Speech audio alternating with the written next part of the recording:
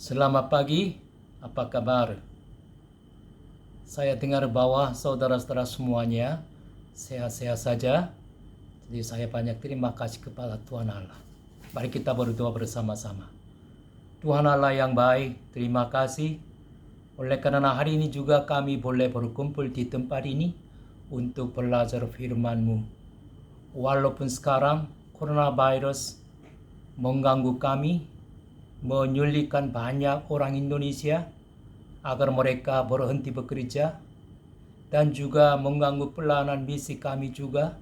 Tapi kami terus-menerus belajar mengajar firman-Mu, terus-menerus diutus untuk mengajar Injil. Itu adalah kasih karunia Tuhan Allah bagi kami. Oh Tuhan, hari ini kami ingin belajar firman-Mu, mengajar firman-Mu. Kiranya Engkau memberikan hikmat ke atas kami secara berlimpah-limpah, agar kami bisa menyadari rahasia firman-Mu, maka iman kami dikuatkan lagi, diteguhkan lagi, maka kami lebih sungguh-sungguh menyampaikan firman-Mu kepada orang-orang yang membutuhkan firman-Nya, dan juga lebih sungguh-sungguh mengajar Injil kepada orang yang lain, maka kami hanya memuliakan nama Tuhan Allah saja. Hari ini juga hamba-Mu yang akan menyampaikan firman-Mu. Kiranya Engkau memakai firman Allah itu sebagai kuasa Roh Kudus, maka banyak orang yang belajar bersama-sama terharu menyadari, maka kami lebih sungguh-sungguh mengandalkan kepada Tuhan Allah saja. Oh Tuhan, terima kasih banyak. Kami berdoa dan ucapan syukur di dalam nama Tuhan Yesus. Amin. 자, hari ini kita akan belajar Yohanes pasal 18.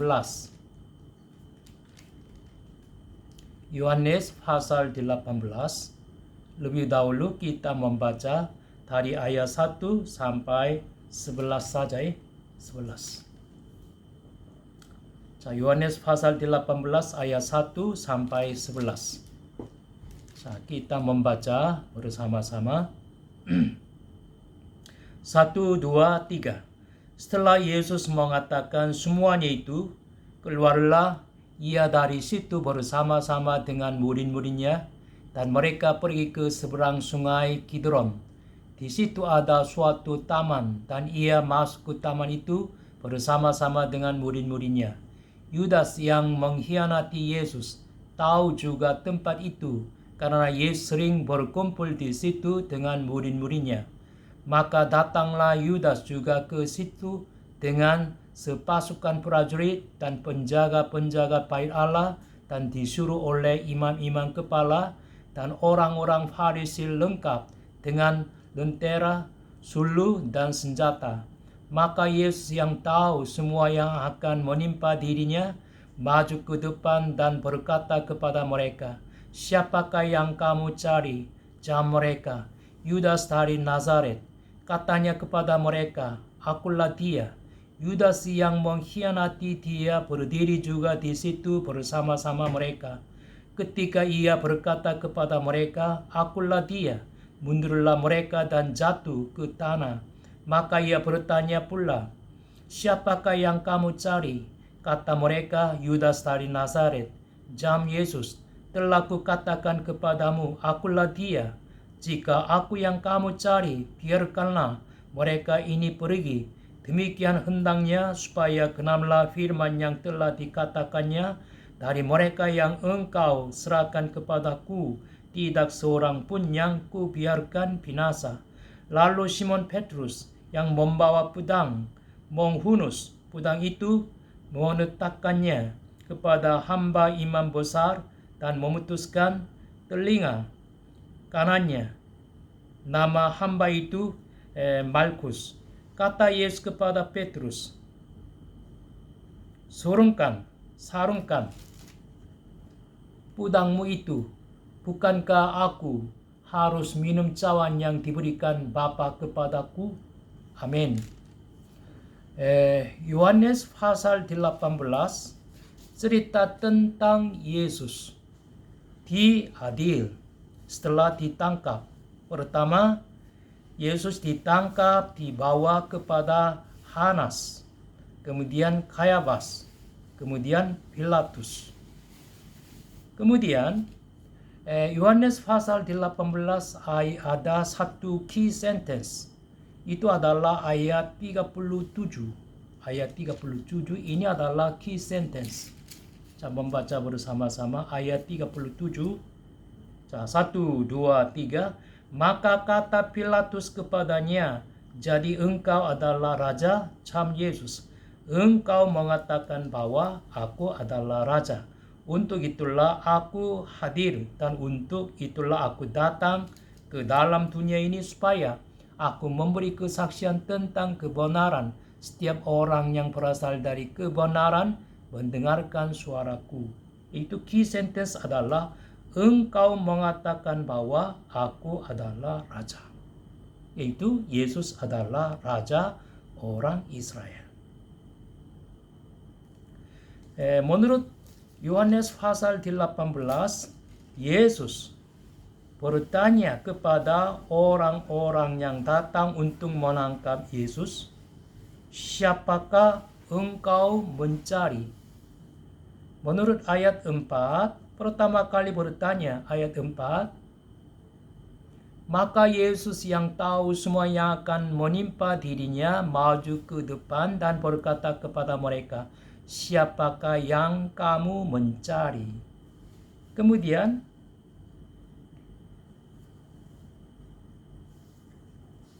ayat 7 lagi 7. Maka ia bertanya pula, siapakah yang kamu cari? Kata mereka, Yesus dari Nazaret. Yesus bertanya dua kali kepada mereka yang datang untuk menangkap Yesus, siapakah yang kamu cari? Kemudian terhadap pertanyaan ini adalah jawaban mereka, yaitu mereka mencari Yesus dari Nazaret. Yesus dari Nazaret. Oke? Kalau itu kita membaca satu ayat demi satu ayat. Ayat 1. Setelah Yesus mengatakan semuanya itu, keluarlah ia dari situ bersama-sama dengan murid-muridnya, dan mereka pergi ke seberang sungai Kidron. Di situ ada suatu taman dan ia masuk ke taman itu bersama-sama dengan murid-muridnya. Yudas yang mengkhianati Yesus tahu juga tempat itu karena Yesus sering berkumpul di situ dengan murid-muridnya. Di sini ada cerita tentang Yudas ya. Yudas Iskariot yang mengkhianati Yesus tahu. Memang tahu dua hal. Yang pertama, tempat. Yudas tahu tempat itu. Yang keduanya, dalam kondisi ini pasti Yesus pergi ke Taman Eden untuk berdoa bersama-sama dengan murid-muridnya. Jadi Yudas tahu bahwa dua hal, yaitu tempat, kemudian Yesus pasti pergi ke tempat Taman Eden untuk berdoa bersama-sama. Kemudian ayat 3, maka datanglah Yudas juga ke situ dengan sepasukan prajurit dan penjaga-penjaga bait Allah yang disuruh oleh imam-imam kepala dan orang-orang Farisi lengkap dengan lentera, sulu, dan senjata. Untuk mengangkat Yesus, banyak orang datang, seperti mereka menangkap penjahat atau perampok. Siapakah Yesus? Sebelum dunia ini dijadikan, Yesus memiliki kemuliaan yang agung bersama-sama Bapa. Tapi Yesus mengosongkan kemuliaan itu untuk datang ke dunia ini, yaitu untuk mencari orang yang hilang. Dia datang ke dunia ini sebagai anak Tuhan Allah. Tapi di dunia ini banyak orang memperlakukan Yesus, anaknya, seperti penjahat, seperti perampok. Banyak orang terbagi 3 kelompok ya. Yang pertama, Yudas Iskariot, yaitu setannya sudah masuk ke dalamnya. Yaitu kedua, sepasukan prajurit. Yaitu ini menunjukkan anti-Kristus. Kemudian yang ketiga, penjaga-penjaga bait Allah yang disuruh oleh imam-imam kepala dan orang-orang Farisi lengkap. Ini menunjukkan gembala yang palsu atau nabi yang palsu, hamba Tuhan yang palsu. Menurut Alkitab, dalam Perjanjian Lama dan dalam Perjanjian Baru, ada 3 kelompok yang menyangkal atau menentang perjanjian Mesias. Menentang gereja yang menjadi tubuh Kristus. Dan menentang Injil adalah seperti Yudas, orang yang dikuasai oleh iblis. Kemudian seperti sepasukan prajurit, yaitu orang yang menentang Kristus. Kemudian gembala yang palsu atau hamba Tuhan yang palsu atau nabi palsu. Menurut Wahyu pasal 16 ayat 13. Saya langsung membaca. Wahyu pasal 16 ayat 13. Aku melihat dari mulut naga dan dari mulut binatang dan dari mulut nabi palsu itu keluar 3 roh najis yang menyerupai kakak. Dari mulut nabi palsu itu keluar 3 roh najis. Okay. Kemudian ayat 4. Maka Yesus yang tahu semua yang akan menimpa dirinya maju ke depan dan berkata kepada mereka, siapakah yang kamu cari? Siapakah yang kamu cari? Tentang itu, Matius, Markus, Lukas, kemudian Yohanesnya agak berbeda. Menurut Matius, Markus, Lukas, kita membaca dulu Matius pasal 26 ayat 48. Matius pasal 26 ayat 48.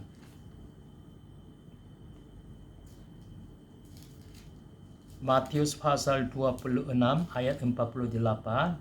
Membaca bersama-sama. 1, 2, 3. Orang yang menyerahkan dia telah memberitahukan tanda ini kepada mereka. Orang yang akan kucium, itulah dia, tangkaplah dia.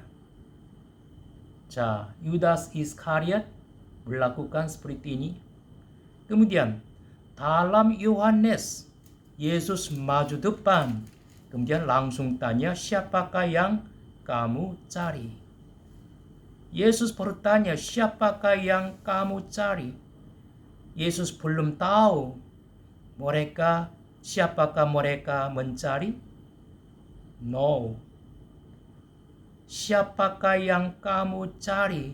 Maksudnya, Yesus mau memberitahukan siapakah orang yang mereka datang untuk tangkap. Oleh karena Yohanes terus-menerus berfokus memberitakan siapakah Yesus. Yohanes terus-menerus memberi kesaksian tentang siapakah Yesus. Siapakah yang kamu cari tentang itu secara positif berarti bahwa Andreas pergi kepada saudara Simon Petrus, kemudian mengatakan kita bertemu dengan Mesias. Yohanes pasal 1 ayat 41. Saya membaca Yohanes pasal 1 ayat 41.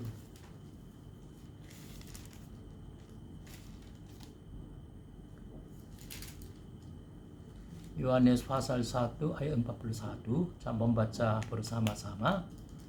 1, 2, 3. Andreas mula-mula bertemu dengan Simon saudaranya dan ia berkata kepadanya, kami telah menemukan Mesias, artinya Kristus.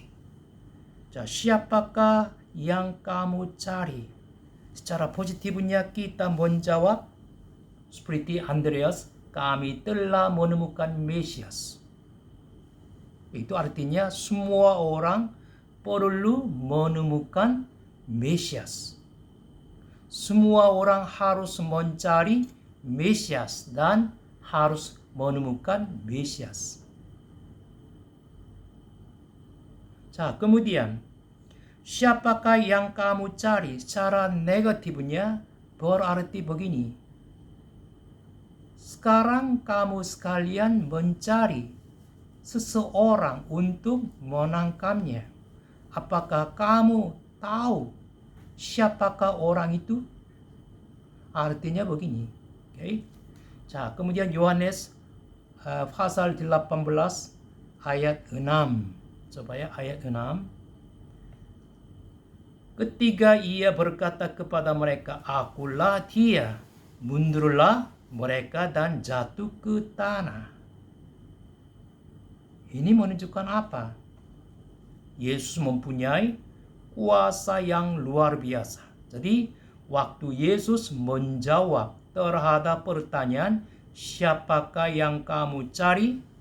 Kemudian mereka menjawab, kami mencari Yesus dari Nazaret. Setelah itu Yesus menjawab lagi, akulah dia. Pada waktu itu mereka mundur dan mereka jatuh ke tanah. Ini menunjukkan Yesus mempunyai kuasa yang luar biasa. 자, menurut Yohanes pasal 17 ayat 2 kita membaca.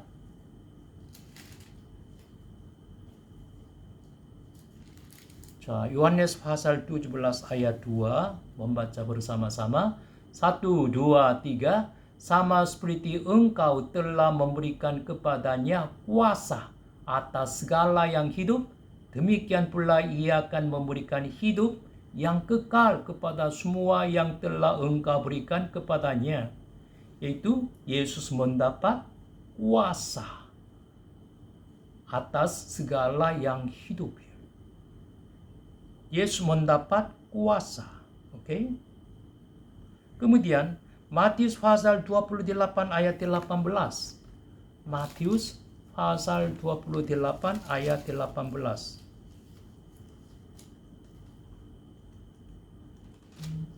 Matius pasal 28 ayat 18. Membaca bersama-sama. Sudah mendapat? Oke. Yesus. 1, 2, 3. Yesus mendekati mereka dan berkata, kepadaku telah diberikan segala kuasa di surga dan di bumi. Jadi dengan kuasa itu Yesus menjawab terhadap pertanyaan Yesus dari Nazaret itu, akulah dia. Pada waktu itu mereka mendengar jawaban Yesus yang berkuasa, mereka mundur dan jatuh ke tanah. Amin. Kemudian ayat 7. Ayat 7. Maka ia bertanya pula, siapakah yang kamu cari? Kata mereka, Yesus dari Nazaret. 자, ayat 7 adalah pertanyaan Yesus yang kedua kalinya. Siapakah yang kamu cari? 자, mengapa Yesus bertanya dua kali dengan pertanyaan yang sama? Siapakah yang kamu cari? Siapa yang kamu cari? Pertanyaan keduanya untuk murid-murid sendiri. Oleh karena menurut ayat 89 kita bisa menyadari mengapa Yesus bertanya dengan pertanyaan yang kedua. Ayat 8, jam Yesus telah kukatakan kepadamu, akulah dia. Jika aku yang kamu cari, biarkanlah mereka ini pergi. Jika aku yang kamu cari, biarkanlah mereka ini pergi. Biarkanlah murid-muridku pergi. Ayat 9, demikian hendaknya supaya genaplah firman yang telah dikatakannya, dari mereka yang engkau serahkan kepadaku, tidak seorang pun yang kubiarkan binasa. 자, ini artinya sampai akhirnya Tuhan Allah menjaga kita, memelihara kita. Amin. Kemudian ayat 10 sampai 11 membaca lagi.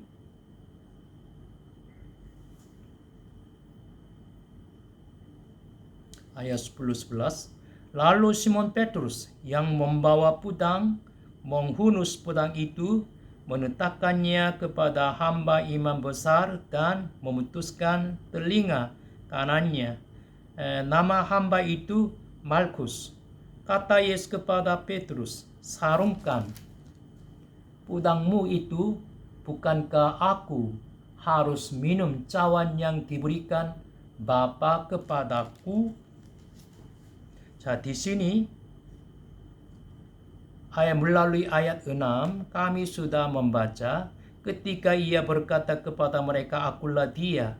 Kemudian setelah itu mereka mundur dan jatuh ke tanah oleh karena perkataan Yesus yang berkuasa luar biasa, yaitu mereka dengan berani tidak bisa menjamah Yesus.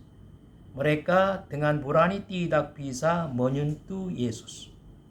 Kalau begitu, Yesus ditangkap. Mengapa Yesus ditangkap? Oleh karena Yesus lemah. Yesus berkurang kuasa, maka dia harus ditangkap. Ayat 10, ayat 11-nya ada jawabannya. Ayat 11b, bukankah aku harus minum cawan yang diberikan Bapa kepadaku? Kalau kita bisa menyadari bahwa Yesus ditangkap, bukan secara paksa ditangkap oleh karena berkurang kuasa, lemah saja. No. Mengapa Yesus ditangkap? Untuk minum cawan yang diberikan Bapa kepada Yesus. Kita perlu memahami seperti ini. Kita membaca Matius pasal 26. Matius pasal 26 ayat 53-54. Ini dikatakan dalam kondisi Yesus yang ditangkap, ya. Matius pasal 26 ayat 53-54. Membaca bersama-sama. Sudah mendapat? Oke. 1, 2, 3. Atau kau sangka bahwa aku tidak dapat bersuruh kepada Bapa-Ku supaya ia segera mengirim lebih dari 12 pasukan malaikat membantu aku? Jika begitu, bagaimanakah akan digenapi yang tertulis dalam kitab suci yang mengatakan bahwa harus terjadi demikian? Oke. Abrahamnya menangkap dan mengikat Ishak yang dikasih, kemudian meletakkan Ishaknya ke atas mezbah korban bakaran. Seperti itu, Tuhan Allah menangkap Yesus, kemudian meletakkan di atas kayu salib agar dia disalibkan untuk menebus dosa-dosa kami. Amin. Kemudian Yohanes pasal 18 ayat 12 sampai 27. Terlalu panjang, maka satu ayat demi satu ayat saya membaca kemudian menjelaskan saja.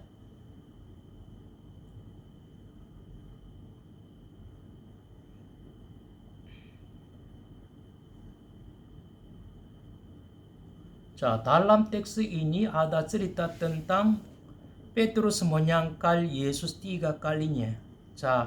Ayat 18, ayat 25, 27 saja. 25-27 membaca. Sudah? Simon Petrus 1, 2, 3. Simon Petrus masih berdiam. Kata orang-orang di situ kepadanya, Bukankah engkau juga seorang muridnya? Ia menyangkalnya, katanya, bukan. Kata seorang hamba imam besar, seorang keluarga dari hamba yang telinganya dipotong Petrus. Bukankah engkau kuliah di taman itu bersama-sama dengan dia? Maka Petrus menyangkalnya pula, dan ketika itu berkokoklah ayam. Di sini kita perlu memperhatikan Yohanes pasal 13 ayat 36. Saya membaca lagi. Yohanes pasal 13 ayat 36.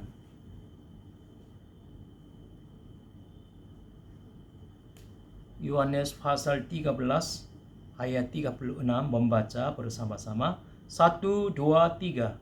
Simon Petrus berkata kepada Yesus, Tuhan, kemanakah engkau pergi? Jawab Yesus, ke tempat aku pergi engkau tidak dapat mengikut aku sekarang, tetapi kelak engkau akan mengikut aku. Kita perlu memperhatikan B. Ke tempat aku pergi engkau tidak dapat mengikut aku sekarang, ya. Engkau tidak dapat mengikut aku sekarang, tetapi kelak nanti, ya, engkau akan mengikuti aku. Di sini sekarang dan kelak ada perbedaan apa? Sekarang dan kelak. Justru Petrus sambil memandang Yesus, dia menyangkal Yesus 3 kali. Tapi Yesus disalibkan, dikuburkan, dibangkitkan lagi. Kemudian setelah Yesus naik ke surga, Petrus tidak bisa melihat Yesus. Tapi setelah itu Petrus mengikut Yesus. Petrus berusaha melakukan pelayanan misi. Akhirnya dia mati syahid. Di sini sekarang dan kelak begitu jauh berbeda. Kalau itu yang mana membuat Petrus mengikut Yesus sampai mati? Itu berkaitan dengan keturunan Roh Kudus pada hari Pentakosta. Yesus pernah berkata kepada Petrus seperti ini, ayat 21, pasal 21 ayat 18. Membaca Yohanes pasal 21 ayat 18.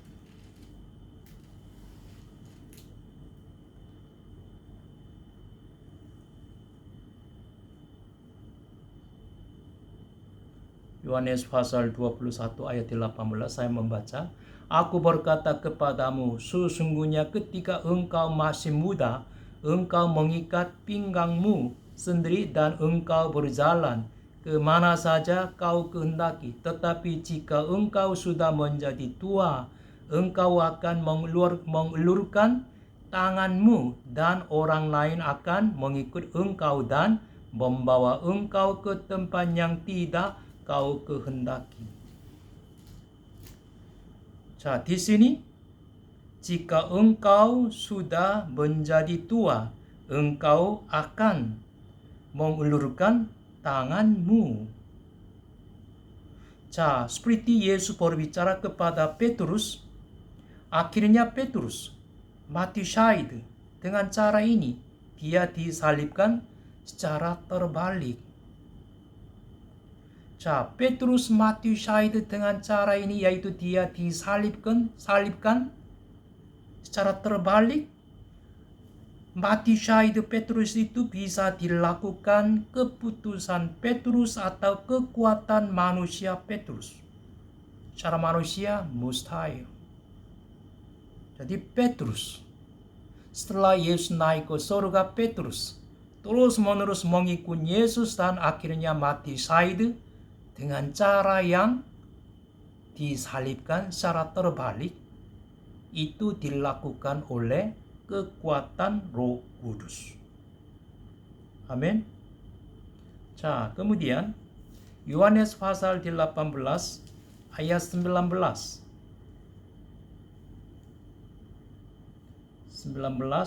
sampai 21. Maka, okay, membaca bersama-sama Yohanes pasal 18 ayat 19 sampai 21. Maka 1, 2, 3. Maka mulailah imam besar menyanyi Yesus tentang murid-muridnya dan tentang ajarannya. Jam Yesus kepadanya, aku berbicara terus terang kepada dunia. Aku selalu mengajar di rumah-rumah ibadat dan di bait Allah, tempat semua orang Yahudi berkumpul. Aku tidak pernah berbicara sembunyi-sembunyi. Mengapakah engkau menyanyi aku? Tanyailah mereka yang telah mendengar apa yang kukatakan kepada mereka. Sungguh mereka tahu apa yang telah kukatakan. Yesus pernah 2 kali diadil. Yang pertama, Yesus mendapat pengadilan agama. Yang keduanya mendapat pengadilan politik. Jadi yang pertama, Yesus diadil secara agama, itu di depan sidang mahkamah agama Sanhedrin. Okay. Kemudian yang kedua, Yesus diadil oleh Pilatus, yaitu mendapat pengadil politik. Menurut Yohanes, pada zaman itu Hanas yang mempunyai kekuasaannya mengadil Yesus. Tapi Alkitab Yohanesnya secara singkat menjelaskan itu. Kemudian yang kedua dibawa kepada imam besar Kayafas. Tapi Yesus diadil oleh imam besar Kayafas. Cerita tentang cerita itunya mempersingkat. Oleh karena dalam Matius, Markus, Yohanes cerita tentang pengadil politik yang dilakukan oleh Pilatus. Bukan. Diadil oleh Kayafas. Sudah tertulis secara teliti. Maka dalam Yohanesnya tidak dibicarakan teliti. Kemudian melalui pengadilan agama yang mana menjadi masalah, itu pertanyaan adalah, apakah kamu adalah anak Allah? Kemudian melalui pengadil politik yang mana dipersoalkan, yaitu itu adalah, apakah kamu adalah raja orang Israel? Yang pertama, kita memperhatikan tentang pengadilan agama.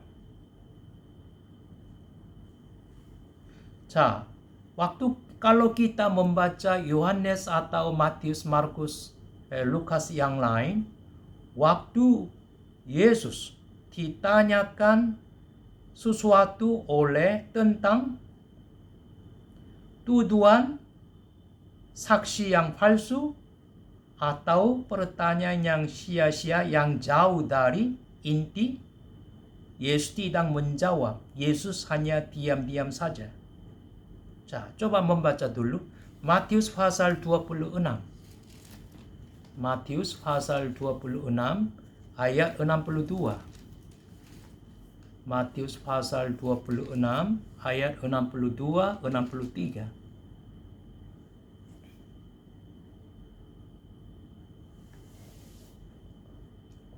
Matius pasal 26 ayat 62, 63. Membaca. Sudah? 1, 2, 3. Lalu imam besar itu berdiri dan berkata kepadanya, tidakkah engkau memberi jawab atas tuduhan-tuduhan saksi-saksi ini terhadap engkau? Tetapi Yesus tetap diam. Lalu kata imam besar itu kepadanya, demi Allah yang hidup, katakanlah kepada kami, apakah engkau Mesias, anak Allah atau tidak? Sekarang kita membaca ayat 62, 63. Sekarang Yesus ditanyakan tentang inti, hal yang penting, inti. Pada waktu itu Yesus tetap menjawab atau menjelaskan.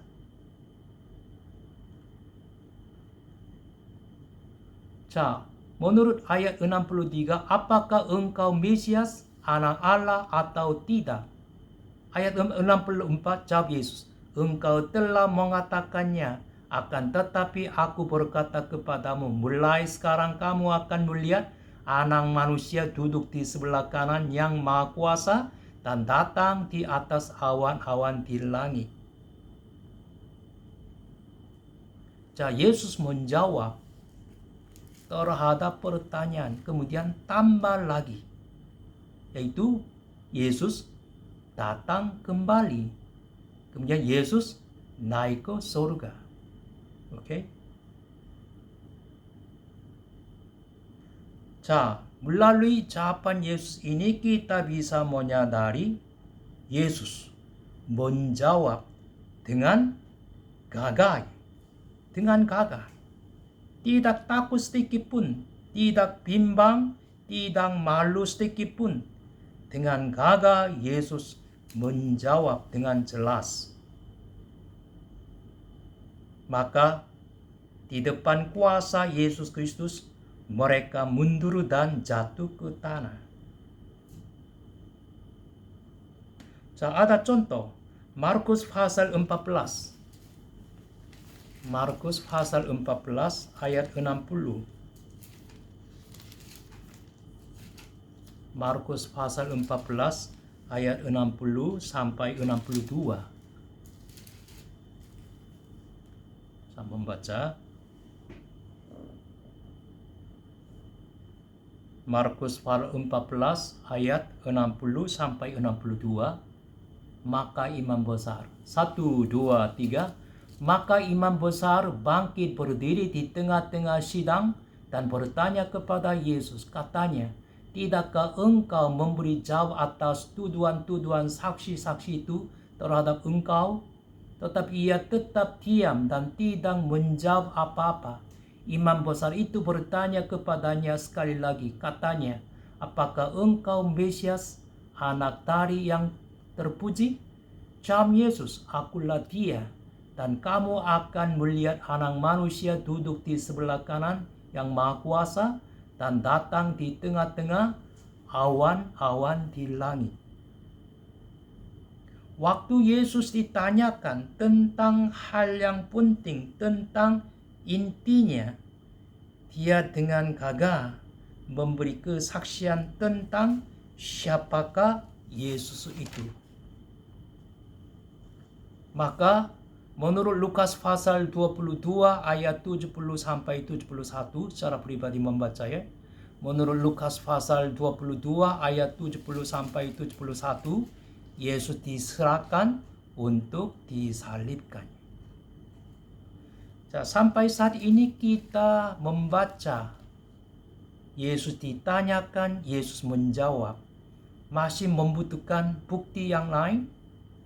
Mengapa mereka tidak percaya? Oleh karena mereka belum pernah mendengar perkataan-perkataan Yesus tentang siapakah Yesus itu? Atau mengapa mereka masih belum percaya? Oleh karena bukti-bukti tentang Yesus yang adalah Mesias berkurang? Kalau itu, hal ini kita juga menerapkan kita. Bagaimana kita mengakui terhadap pertanyaan ini, siapakah Yesus itu bagiku?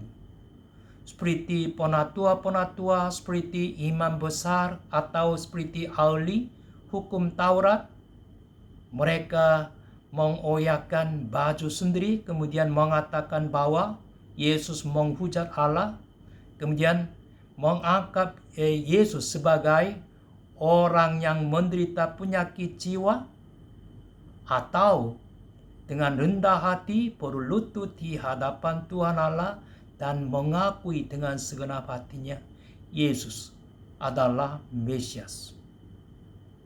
Yesus adalah Tuhan bagi kemuliaan Allah Bapa. Kemudian, siapakah yang engkau cari? Pertanyaan ini perlu diberikan kepada non-Kristen yang ada di luar gereja. Tapi secara khusus, siapakah yang engkau cari? Pertanyaan ini perlu diberikan kepada anggota jemaat gereja. Misalnya,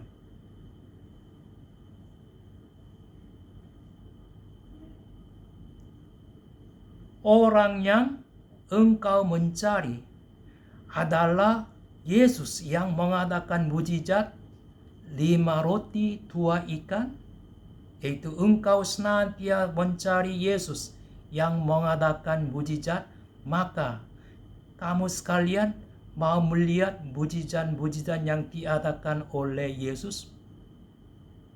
Kemudian, apakah engkau percaya kepada Tuhan Yesus yang senantiasa menyembuhkan orang sakit?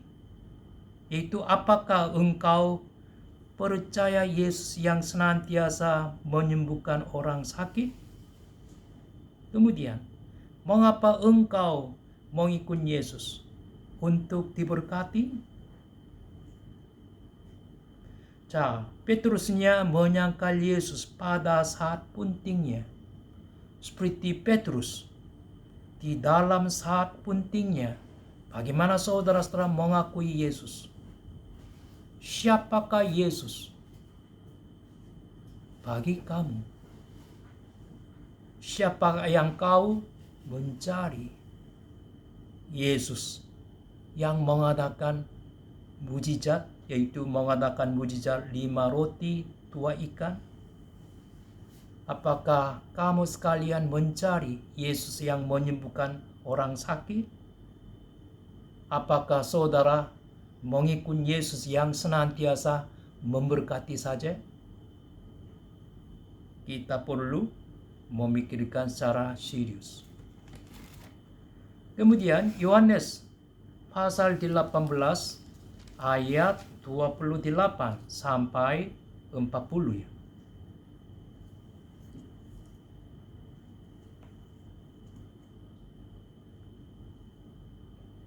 Judulnya Yesus di hadapan Pilatus.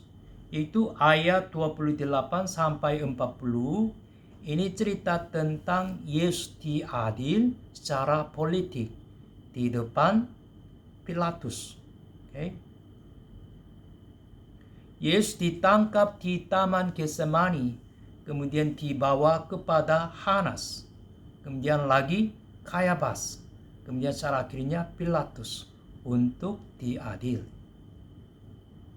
Jadi bagian ini cerita tentang Yesus diadil di hadapan Pilatus secara politik. Melalui pengadilan ini mau mementingkan apa? Mau menjelaskan apa? Ini jawabannya ayat 37 ya. 37. Membaca lagi 37. Maka kata Pilatus kepadanya, "Jadi engkau adalah raja?" Jawab Yesus, "Engkau mengatakan bahwa aku adalah raja. Untuk itulah aku lahir dan untuk itulah aku datang ke dalam dunia ini supaya aku memberi kesaksian tentang kebenaran. Setiap orang yang berasal dari kebenaran mendengarkan suaraku." Itu melalui pengadilan politik di hadapan Pilatus. Yesus mau memberi kesaksian tentang dirinya sendiri, yaitu Yesus adalah raja. Bagian yang pertama yaitu Yohanes pasal 18 ayat 1 sampai 27, temanya siapakah yang engkau cari. Kemudian bagian yang kedua, key sentence-nya ayat 37. Engkau mengatakan bahwa aku adalah raja. Kalau kita menghubungkan siapakah yang engkau cari dengan akulah raja, kita bisa menyadari beberapa hal. Yang pertama, siapakah Yesus itu? Yesus adalah orang yang Yudas mengkhianati. Siapakah Yesus itu? Yang kedua, Yesus adalah orang yang ditangkap oleh orang-orang yang disuruh oleh imam besar. Kemudian siapakah Yesus itu? Yesus adalah orang yang Petrus menyangkal 3 kali. Orang yang Yudas mengkhianati, orang yang ditangkap oleh orang-orang yang disuruh oleh imam besar, kemudian orang yang Petrus 3 kali menyangkal adalah raja orang Israel. Oke? Kemudian ayat 28. Kita membaca ayat 28. Maka mereka membawa Yesus dari Kayafas ke gedung pengadilan. Ketika itu hari masih pagi. Mereka sendiri tidak masuk ke gedung pengadilan itu supaya jangan menajiskan diri, sebab mereka hendak makan Paskah. Makan Paskah. Di sini kita perlu memperhatikan Paskah. Dalam Injil Matius, Markus, Lukas, Yohanes bersama-sama penulisnya menghubungkan hari Paskah dengan kematian Yesus. Jadi kita perlu memahami hubungan antara hari Paskah dan kematian Yesus Kristus. Kita perlu mengingat keluarannya. Waktu bangsa Israel keluar dari Mesir, ada apa? Ada 10 tulah. Kemudian melalui 9 tulah, Raja Firaun tidak membiarkan orang Israel keluar dari Mesir. Tapi setelah mengalami tulah yang ke-10, Raja Firaun membiarkan bangsa Israel keluar dari Mesir. Melalui tulah yang ke-10, yaitu melalui darah anak domba, mulai diadakan hari Paskah. Hari Paskah itu menunjukkan tubuhan Yesus Kristus yang disalibkan di atas kayu salib untuk menebus dosa-dosa kita sebagai pengganti kita. Sekitar 1500 tahun hari Paskah diadakan. Kemudian Yesus datang sebagai Mesias, itu sebagai realitas. Jadi melalui tubuhan Yesus Kristus, firman Allah tentang tubuhan Yesus Kristusnya digenapi. Jadi tentang itu, 4 kitab Injilnya bersama-sama berbicara. Itu hubungan antara hari Paskah dan kematian Yesus. Membaca bersama-sama yuk. Matius pasal 26 ayat 2. Karena kita perlu memahami dengan baik. Matius pasal 26 ayat 2. Membaca.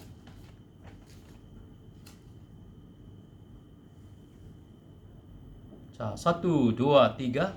Kamu tahu bahwa 2 hari lagi akan dirayakan Paskah, maka Anak Manusia akan diserahkan untuk disalibkan. Hari Paskah dan kematian Yesus. Kemudian Markus pasal 14. Markus pasal 14 ayat 1 sampai 2. Markus pasal 14 ayat 1 sampai 2.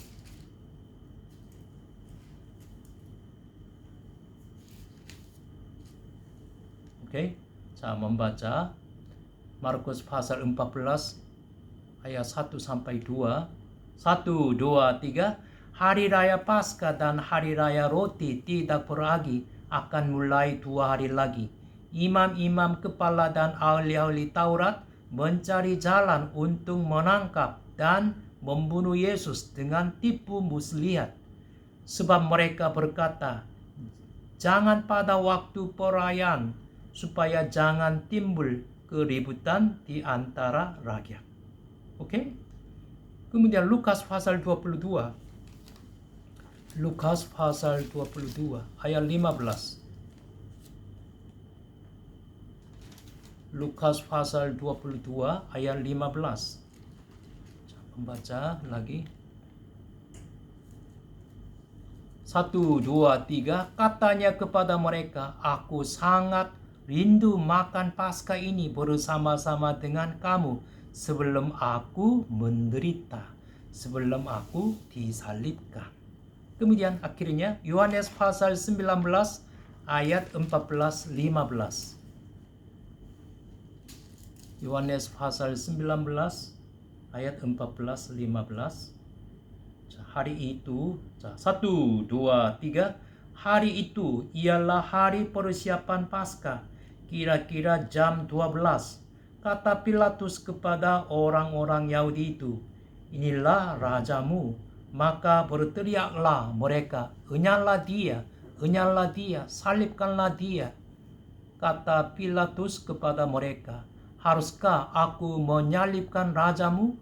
Jawab imam-imam kepala, kami tidak mempunyai raja selain daripada Kaisar. Amin. Kita sudah memikirkan lagi waktu bangsa Israel keluar dari Mesir melalui 10 tulah. Mereka bisa dibebaskan dari perhambaan Raja Firaun oleh 9 tulah. Oleh tulah yang ke-10. Tentang itu Keluaran pasal 11 ayat 1 menjelaskan. Saya langsung membaca ya. Keluaran pasal 11 ayat 1.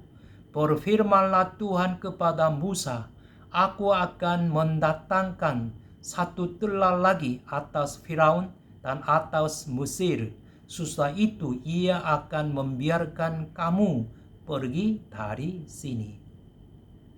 1 tulah lagi itu menunjukkan apa?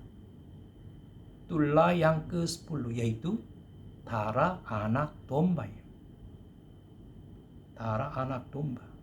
Maka kita perlu memahami dengan benar hubungan antara hari Paskah dan kematian Yesus. Kemudian ayat 31. Yohanes pasal 18 ayat 31 sampai 32.